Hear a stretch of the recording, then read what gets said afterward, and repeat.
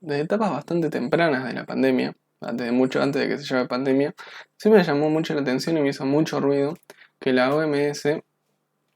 la Organización Mundial de la Salud, tomara esta postura de decir que la enfermedad sería, el mayor periodo de contagio sería a partir del comienzo de los síntomas, y que antes del comienzo de los síntomas, los pacientes serían poco contagiosos y que la probabilidad de que ocurra un contagio es relativamente bajo. Esto me llamó mucho la atención principalmente por dos razones. Número uno, por el avance brutal que tuvo en todos los países del mundo.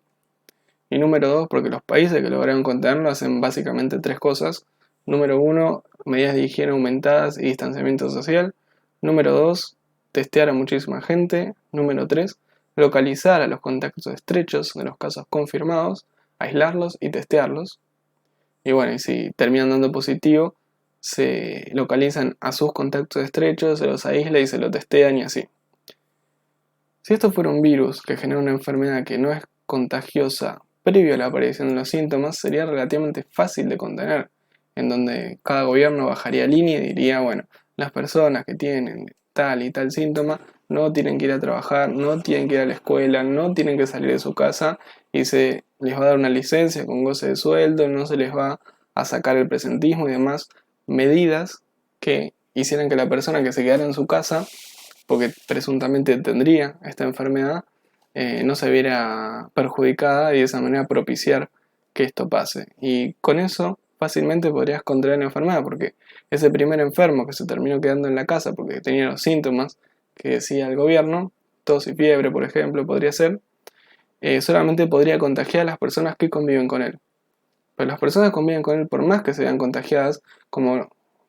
no serían contagiosas hasta que le aparezcan los síntomas, no podrían contagiar a otras personas, porque apenas le aparecen los síntomas, se quedan en la casa, pues la línea que baja el gobierno, y se corta la cadena de transmisión ahí muy rápidamente, y esto no se hubiera expandido tan rápido como se expandió a todo el mundo. Y como eso siempre me hizo mucho ruido y me llamó mucho la atención que la OMS dijera eso, me puse a leer mucho de esto, trabajos científicos, reportes, eh, preprints y demás, para poder sacar una conclusión y ver si realmente la investigación que hay y los datos que se tienen apuntan hacia una transmisión previo a la aparición de los síntomas, que es lo que a nivel macro se puede pensar que realmente existe, o si la investigación y los datos que se tienen apuntan no, que en realidad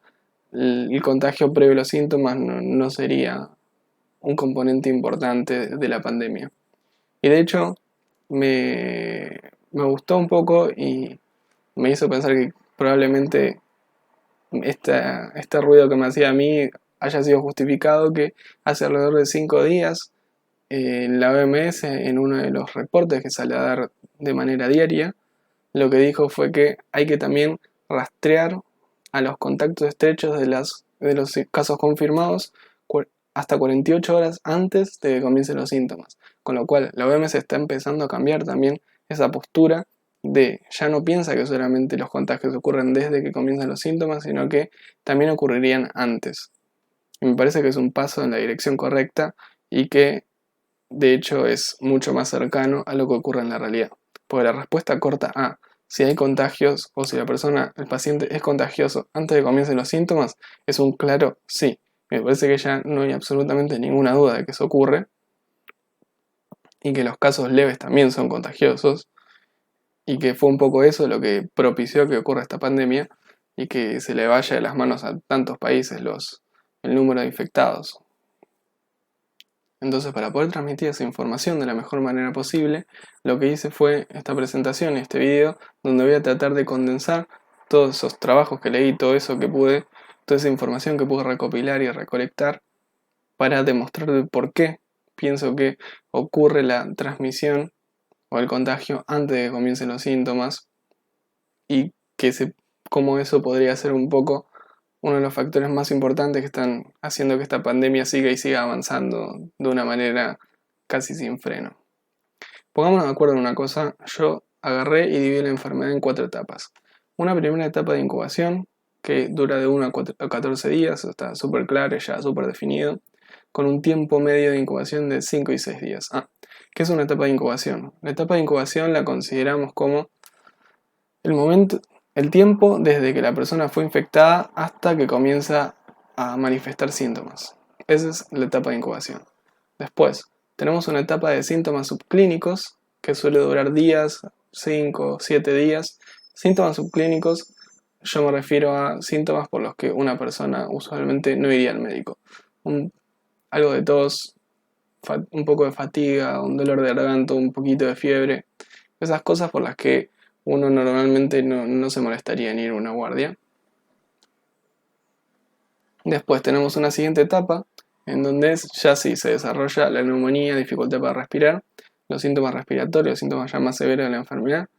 En esta etapa la persona puede estar de 0 a 7 semanas, 0 porque hay personas que tienen solamente los síntomas más leves y ya se curan y listo, y hay personas que sí pasan a esta nueva etapa de síntomas respiratorios bastante severos y que puede durar de 1 a 7 semanas. Mientras más tiempo esté en esta etapa de síntomas respiratorios severos, peor será el pronóstico y el resultado en el que va a terminar esa persona. Y bueno, y por último está la etapa después de los síntomas, en donde la puse porque no, realmente es una pregunta válida hacerse si las personas infectadas con esto, una vez que se recuperaron de los síntomas, siguen siendo infecciosas o no. Para responder un poco a esas preguntas que hicimos antes, voy a citar mucho este trabajo. Obviamente el link a este trabajo va a estar en la descripción del video, junto con todos los otros trabajos que cite durante este video. Y una de las cosas fundamentales que hicieron acá es tomar muestras de distintos lados de los pacientes que analizaron y testear la presencia o no del ARN viral en esas muestras. Y lo que pudieron encontrar es que no había ARN del virus ni en orina ni en sangre en ninguno de los pacientes, lo cual es algo bueno porque sabemos que el receptor del virus es la proteína ACE2, que es la Angiotensin Converting Enzyme, que se encuentra también expresada en corazón y en vasos sanguíneos, y que el virus no se haya podido encontrar en ninguno de los pacientes en la sangre, al menos indicaría o nos permitiría pensar que el virus no estaría infectando el sistema cardiovascular, lo que daría aún más complicaciones en las personas que contraen la enfermedad. Así que eso es una buena noticia. Y después, donde sí pudieron encontrar ARN del virus, es en hisopado de garganta, nariz, en esputo y en muestra de materia fecal. A partir de esto surgen dos preguntas básicamente. Y es que el virus que encuentran en nariz y garganta, ¿está ahí por qué razón? Está ahí porque cuando infecta las células de pulmón y replica por la regurgitación de líquido y tos y demás, termina llegando a nariz y garganta, o está ahí porque es capaz de infectar células de la nariz o de la garganta y replicar ahí. Esos dos casos son bastante diferentes porque el caso en el que llega a la nariz y garganta por la regurgitación de líquido desde los pulmones,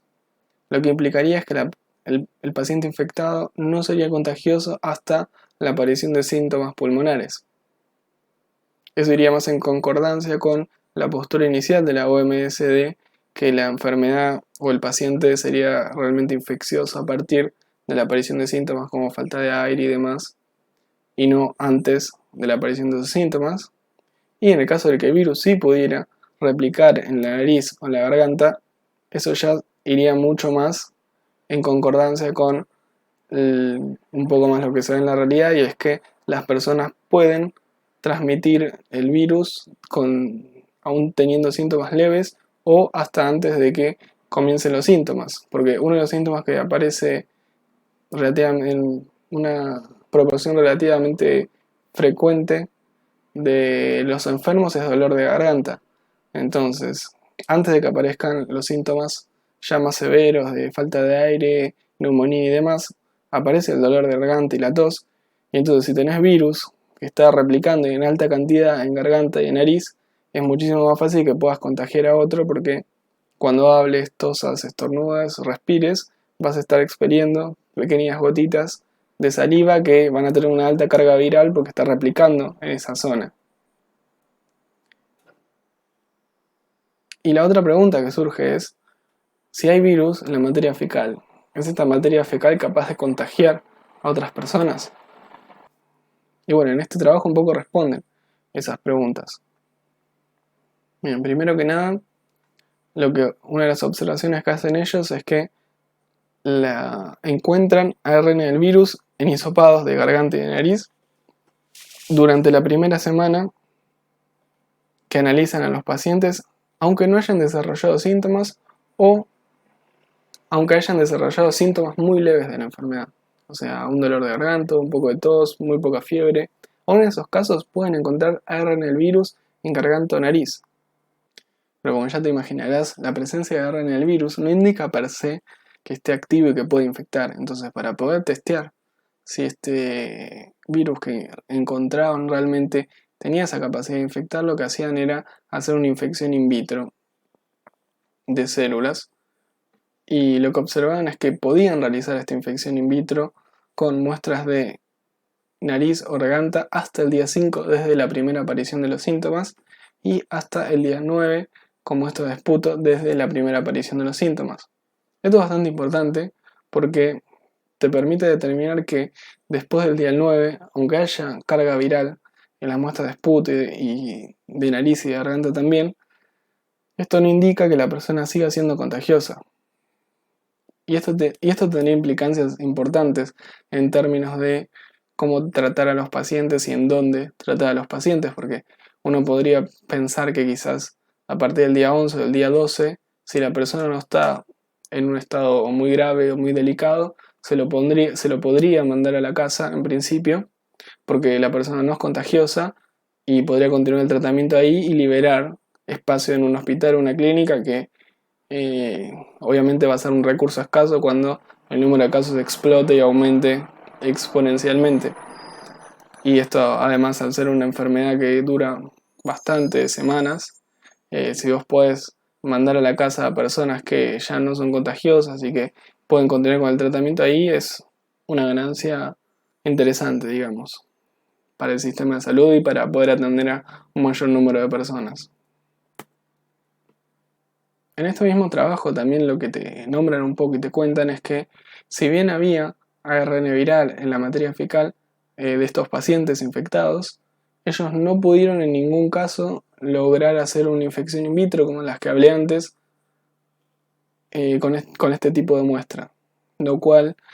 diría que si bien hay virus no estarían en la materia fecal, no estarían activos, con lo cual esa ruta de contagio no sería importante o no existía esa ruta de contagio. Sin embargo, en otro trabajo que pude leer, lo que mostraban ellos era que sí lograron hacer una infección in vitro a partir de muestra de materia fecal. Entonces, esto como que está medio ahí, se está viendo. No se está muy seguro si es contagiosa o no la materia fecal, así que por las dudas, mejor tomar recaudos extra que de menos. Así que por ahora asumamos que la materia fecal puede ser una ruta de contagio posible y tengamos cuidado con eso. Otra cosa bastante interesante que encuentro en este trabajo es que el virus pudo replicar en la garganta entre el primer día de aparición de los síntomas y el día 5. Lo que hacían acá era buscar trozos del ARN del virus incompletos, que lo que te indica es que el virus está replicando, en muestras de garganta e hisopado de nariz también. Y bueno, vieron que en este primer periodo de la enfermedad de síntomas leves o de pocos síntomas, había replicación activa del virus en nariz y garganta, lo que se condice también con esto de que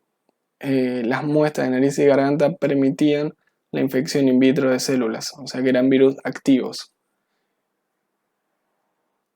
Y lo que también observaron y recalcaron bastante es que ellos analizaron desde el primer día de aparición de los síntomas en adelante, pero lo que vieron fue que desde el primer día que apareció el primer síntoma, la carga viral en la garganta estaba en bajada, lo que quiere decir que el pico de la carga viral en la garganta y en la nariz estuvo antes del comienzo de los síntomas, con lo cual esto apoya también esta teoría de que las personas serían infectivas en el periodo presintomático o antes de que comiencen los síntomas. Después pude leer un trabajo donde se hizo un ensayo con primates, donde se agarraron cuatro primates por un lado y se los infectó con SARS-CoV-2 y a 4 por el otro y se los infectó con MERS y se les midió distintos parámetros y se observaron distintas cosas a ver cómo avanzaba la enfermedad y demás. Una de las cosas más importantes que vieron es que en los casos de SARS-CoV-2, todo lo que digo ahora va a ser para el caso de los 4 primates infectados con coronavirus 2019. En ellos, los primates no desarrollaron signos de la enfermedad, es decir, no presentaban fiebre, no presentaban tos, no presentaban dificultad para respirar. Después, a partir de muestras de nariz y de garganta, pudieron realizar infecciones in vitro hasta el día 5 después de la infección, lo cual es muy parecido a lo que vimos en el paper de recién. Y por otro lado, en la autopsia que se le hizo a estos primates, solamente se encontró virus o carga viral en la vía respiratoria, ya sea vía respiratoria alta, nariz y garganta, y vía respiratoria baja, pulmones. Y no se pudo encontrar virus ni en corazón, ni en vasos sanguíneos, ni en riñones, ni en intestinos, que contienen células que poseen el receptor viral, que es el ACE2. Y eso es algo bueno, porque es como que entre que en el trabajo anterior que no encontraron carga viral en la sangre, este trabajo que solamente encontraron virus en la vía respiratoria, es como que todo nos lleva a pensar de que el virus no es capaz de infectar otros órganos y que en principio no daría problemas en otros órganos, en la mayoría de los casos al menos, lo cual es algo positivo, obviamente. Y acá lo que puse es un caso particular de uno de los pacientes que analizan este trabajo de que estábamos hablando, donde lo que hacen es graficar a lo largo del tiempo la carga viral en distintas muestras. En naranja tenemos las muestras de esputo, es decir, lo que nos refleja la carga viral que hay en los pulmones. En amarillo tenemos a los hisopados de garganta y nariz, lo que nos da una idea de la cantidad de virus que hay en esos dos lados. Y después tenemos en gris las muestras de materia fecal. Y lo que observamos es que en el caso de la cantidad de virus en garganta y nariz, comienza ya en el máximo y decrece rápidamente y se pone por debajo del mínimo de detección alrededor del día 6 y después como que sube y baja y se encuentra alrededor de ese límite para bajar definitivamente alrededor del día 15. Y esto se condice perfectamente con lo que decíamos antes, de que a partir del comienzo de los síntomas ya se encuentra en bajada la cantidad de carga viral en nariz y garganta y que probablemente antes del comienzo del primer síntoma ya se encuentra el pico de cantidad de virus en estos dos lados y que podría implicar una infección en la etapa, un contagio en la etapa presintomática de otras personas. Después tenemos en el caso de las muestras de esputo, vemos que van aumentando a lo largo del tiempo y llegan a su máximo alrededor del día 6. Esto coincide con información que teníamos antes, que dije en otros videos, que a partir del comienzo del primer síntoma tiene que pasar alrededor de una semana para que comiencen los síntomas más severos, que es la neumonía o la dificultad para respirar bastante severa. Y eso coincide casi perfectamente con el máximo de carga viral en el esputo, que refleja la carga viral en el pulmón de este paciente, y vemos que baja a lo largo del tiempo, pero baja mucho más lentamente que la carga viral en garganta y nariz, y se mantiene mucho más que ese tipo de muestras. Y después tenemos en la muestra de materia fecal, vemos que va bastante paralelo a lo que es las muestras de esputo, y esta flechita de color bordó lo que te indica es la seroconversión, es decir, a partir de qué día aparecen en la sangre del paciente anticuerpos contra el virus. Y vemos que es acá alrededor del día 10 más o menos, lo cual tiene sentido, y es como que a partir de ese momento hay una bajada un poquito más rápida de la carga viral en las distintas muestras,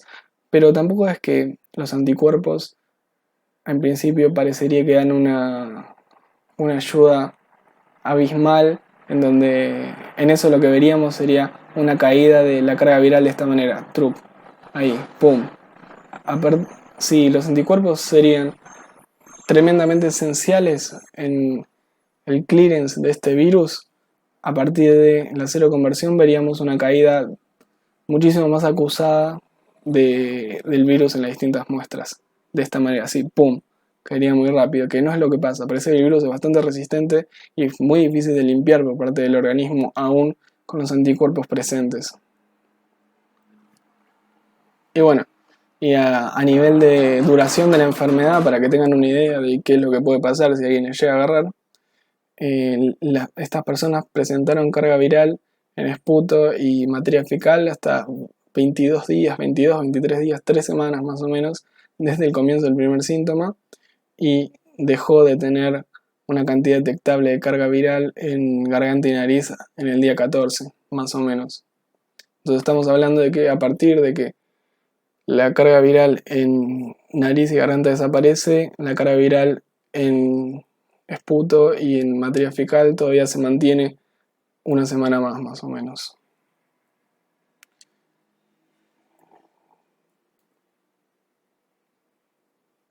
Bueno, y acá un poco lo que decía antes, de que el ARN en garganta y nariz se mantuvo durante 2 semanas y que el ARN en esputo y muestra de materia fecal se mantuvo una semana más respecto al de garganta y nariz. Y acá una observación que hacen un poco en el paper y que también me parece interesante, y es que el ARN en garganta, en el caso de SARS-CoV-2, es 1000 veces superior a la cantidad de ARN que hay en garganta en el caso de infección por SARS-1. Y eso me parece que tiene un par de implicancias y es explicado por una cosa, y es que este SARS-CoV-2 tiene una inserción en su genoma que el SARS-1 no tiene, que termina codificando para un sitio de corte de una proteasa que se llama furina. Esa furina es una proteasa que está expresada de manera ubicua en las células del cuerpo humano. Expresada de manera ubicua quiere decir que está expresada en casi todas las células y en alta cantidad. Y como el virus necesita ese corte proteolítico para poder ingresar en la célula, al tener este sitio de corte de una proteasa que se expresa por todos lados y en alta cantidad, lo que haría eso es darle la característica al SARS-CoV-2 de tener un tropismo aumentado, es decir, que le da la capacidad de infectar a más células de las que infecta el SARS-1, que no tiene ese sitio, y que es cortado por otra proteasa, pero que se expresa en un número más reducido de células y en menor cantidad. Y eso es lo que le permitiría a este nuevo coronavirus replicar en nariz y en garganta en tanta cantidad o tanto más que el SARS-1, y quizás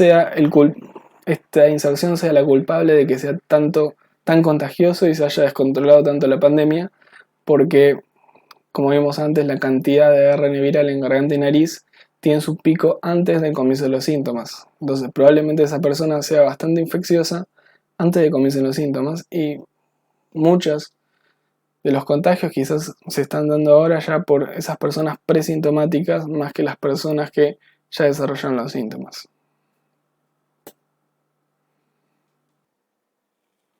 Ahora lo que quiero hacer es analizar un poco rápidamente las conclusiones que sacaron en este autotrabajo. También está el link en la descripción,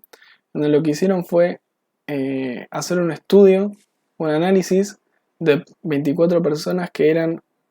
positivas para coronavirus 2019, pero que eran asintomáticas al menos para el comienzo del estudio. Bien, obviamente como dije, eran positivos para el RNA del virus en algunas de sus muestras,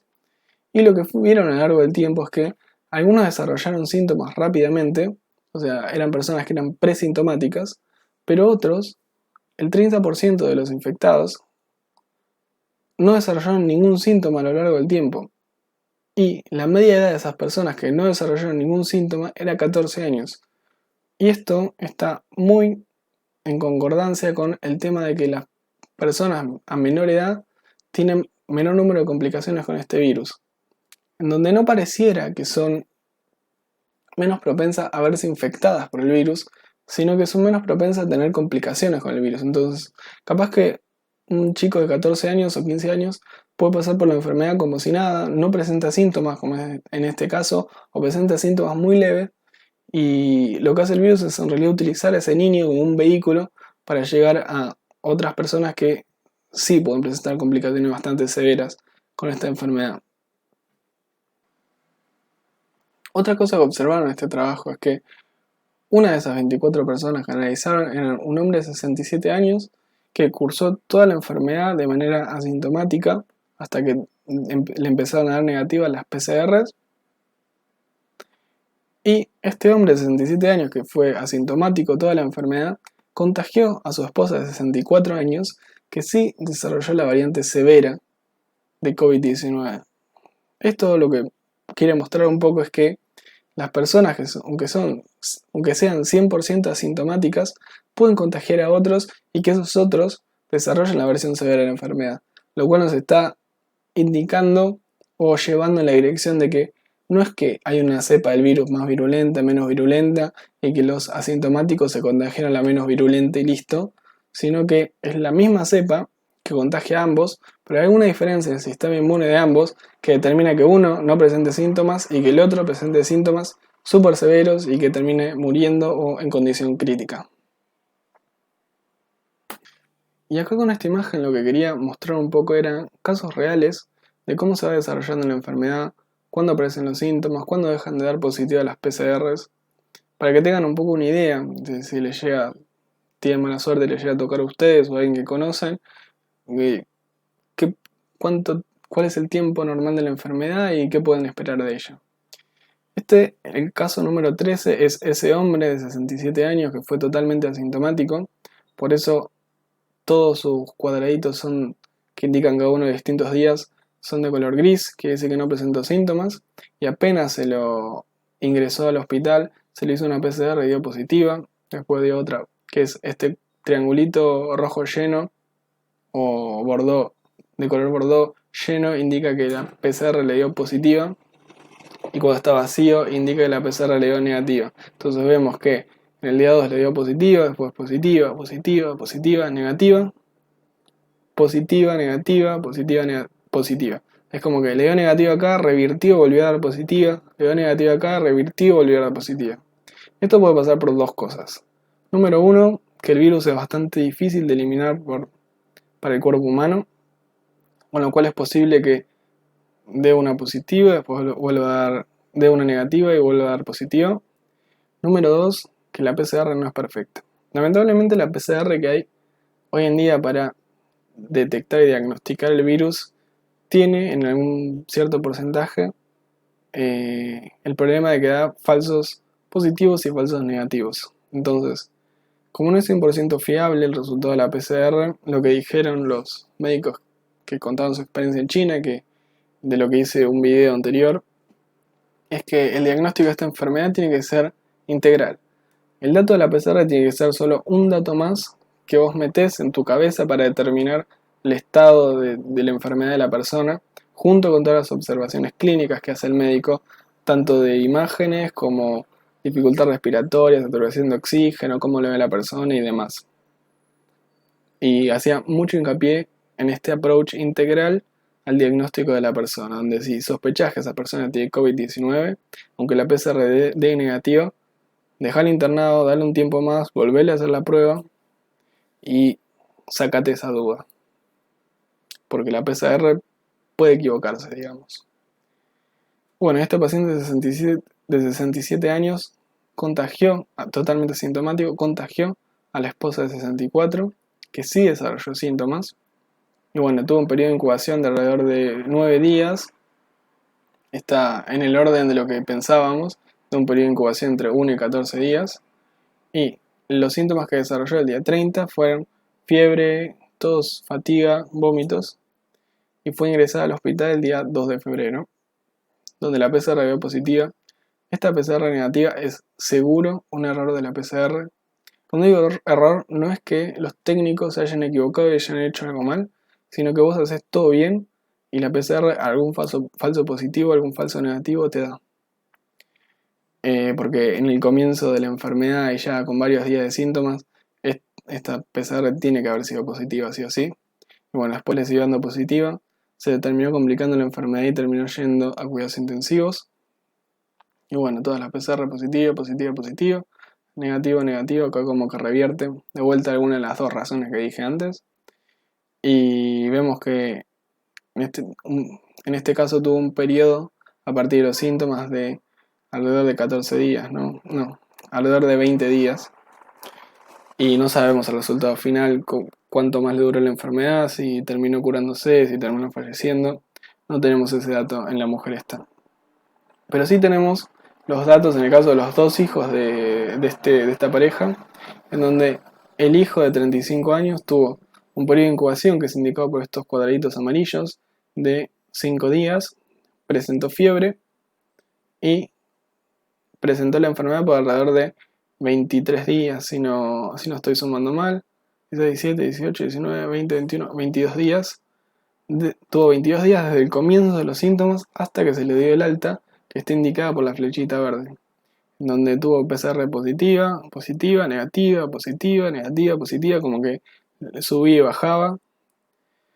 Y después dio 4 PCR negativas, no tuvo más síntomas y se le dio el alta para que se vaya a su casa. En el caso de la hermana fue un caso muy similar, 4 días de incubación, comienza con fiebre, fatiga, tos y desarrolló la enfermedad en alrededor de 15 días, 18 días más o menos. Eso es el periodo que duran los síntomas en esta enfermedad, unos 14 días desde el comienzo. En el caso de que sea la versión moderada, digamos, si es la versión severa, ese periodo se va a extender, y si es la versión leve, los síntomas van a durar menos tiempo. Bueno, este trabajo lo puse por una simple razón, y es por que te lleva a pensar de que el contagio presintomático estaría ocurriendo mucho en esta pandemia que estamos transcurriendo, en donde ellos el parámetro que miran es el serial interval. El serial interval lo que es el tiempo que pasa entre el comienzo de los síntomas de un caso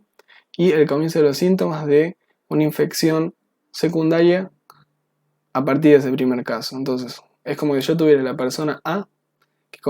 tiene síntomas el día 1 y tengo la persona 2 que fue contagiada por la persona A y comienza con síntomas el día 4. Lo que me está indicando ese tiempo entre comienzo de los síntomas de la persona A y comienzo de los síntomas de la persona B, que es menor al tiempo de incubación de la enfermedad, es que esta persona A lo contagió a B antes de que le comiencen los síntomas. Porque desde el comienzo de los síntomas de B yo voy 5 días para atrás y eso es antes de que a A le comenzaran los síntomas. Entonces, lo que quiero decir es que este serial interval, al ser menor al periodo promedio de incubación de la enfermedad, te está indicando que los contagios presintomáticos serían prevalentes y serían importantes en el desarrollo de los contagios de este virus. Y bueno, y también lo que te cuentan un poco en este trabajo es que ellos estiman de que entre el 40 y 60% de los contagios se harían por las personas que están en el periodo presintomáticos o asintomáticos. Lo que también apoya esto que decía yo de que no me parecía bien que la OMS tuviera esta postura de que las personas con esta enfermedad no serían contagiosas antes de la aparición de los síntomas. En el crucero Diamond Princess de Japón. Este es básicamente el experimento cerrado más grande que tenemos de COVID-19, en donde lo que se ve en este barco es que en un principio el 55% de las personas infectadas no tenían síntomas, pero a medida que fue pasando el tiempo ese porcentaje fue disminuyendo hasta llegar al final a que el 17% de los infectados no presentaron síntomas, o sea que eran realmente asintomáticos. Este número te dice al menos dos cosas, o te permite pensar al menos dos cosas. Uno es que el número de personas o pacientes asintomáticos no es abismal, no es tremendamente grande respecto al número de personas sintomáticas. Lo que quiere decir con eso es que la teoría de que en realidad hay 10 veces más casos de los casos confirmados que pensamos que hay, para mí queda bastante invalidada con este dato. Y entonces toda esa gente que dice no, el porcentaje de muerte en realidad debe ser 10 veces menor al que estamos calculando porque hay un montón de casos asintomáticos, para mí queda ya bastante invalidado con este dato. Y además, lo otro que te indica este 17% es que el número de casos asintomáticos, si bien no es abismalmente grande, hay un cierto porcentaje que es asintomático y quizás sean estos los que están llevando adelante la mayoría de los contagios en la pandemia. en donde obviamente como no tienen síntomas, no se restringen tanto en el aislamiento, no se los termina testeando, entonces muchos de ellos quizás se terminen pasando de largo de los controles, pero estén contagiando a otras personas. Bien, conclusiones. La conclusión de todo esto es que esta enfermedad es transmitida por personas que son asintomáticas o que tienen una versión muy leve de la enfermedad y en el periodo de incubación, lo cual nos indica que no se puede contener este virus solamente aislando casos sintomáticos, porque se te termina escapando todos esos que o son asintomáticos todo el tiempo o son asintomáticos en ese momento. Y además que muchísimos de los contagios vendrían o de los casos leves o de los casos asintomáticos o de los casos presintomáticos que todavía no desarrollaron los síntomas. Bueno, y con todo esto que vimos ahora pasa a tomar muchísima relevancia y sentido lo que dice la OMS, que la clave para contener este virus es testear, testear y testear. Porque la única manera que vos te des cuenta quién es esa persona asintomática o que todavía no desarrolló síntomas es que le hagas el test de PCR. Es la única manera que hay hasta ahora de darse cuenta quién tiene el virus y quién no, y si la persona tiene el virus, aunque sea asintomático, aislarlo porque puede contagiar a otros, y probablemente muchos de los contagios que vemos ahora son de personas asintomáticas o personas que todavía no desarrollaron los síntomas. Y ahora volvamos un poco al cuadro del principio, donde yo dividí la enfermedad en 4 etapas y vemos en qué parte sería contagiosa el paciente y cuán contagiosa sería en esa etapa. Podríamos dividir ahora este cuadro en 3, donde tenemos una primera etapa en la incubación y los síntomas subclínicos, donde hay una alta replicación del virus en nariz y garganta. Probablemente esta persona sea moderadamente contagiosa o de moderada a alta, donde bien al comienzo de la incubación no sería infecciosa porque el virus está muy baja en cantidad en su cuerpo, pero después de 2 o 3 días en la incubación ya tendría una cantidad suficiente de virus como para poder infectar a otras personas y sería moderadamente contagiosa. Después tenemos en la parte de síntomas bien fuertes de la enfermedad, con los síntomas de dificultad para respirar, neumonía y demás. En esa etapa el virus tendría una alta replicación en el pulmón hasta el día 8, por lo que vimos antes, el primer trabajo que contaba. Y después de ese día 8, en principio, lo que pensaríamos es que esa persona no sería más contagiosa. Esto es, en principio, está todo...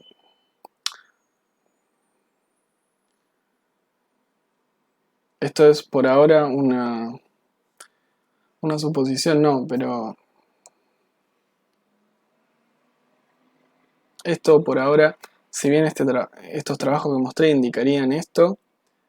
hacen falta más trabajos que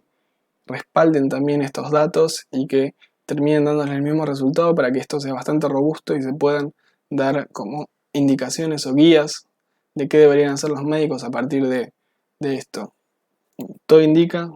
a que sería así, a que habría una alta replicación en pulmón hasta el día 8 y que después eso no sería más infecciosa la persona.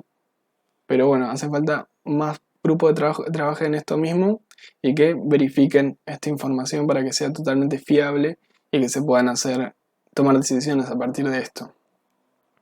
Y bueno, ahí obviamente, si después del día 8, a partir de la aparición de los síntomas, la persona no sería infecciosa, después de que terminen los síntomas, la persona tampoco sería infecciosa. Es como que el periodo de infección